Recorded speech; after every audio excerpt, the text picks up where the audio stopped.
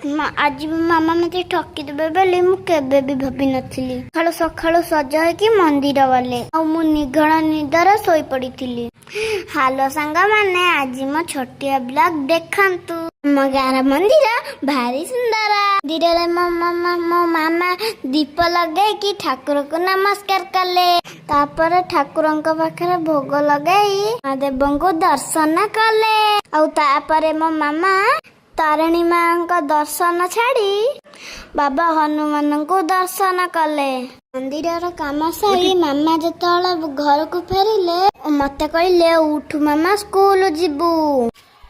मु धड़किना उठिकी मुह धोईकी ब्रश कली। मु मो मामा को हईराण न कही गाधेई पड़िली आ स्कूल ड्रेस पिंधि रेडी होगली।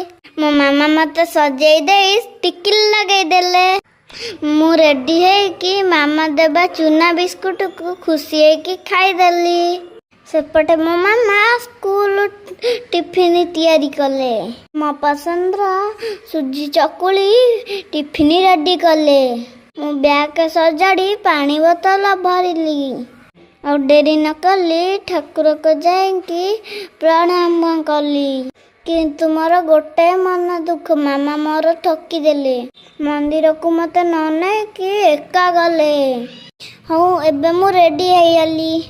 सांग माने स्कूल आसिले कथा हेबा। बे मु चलिली बाय बाय।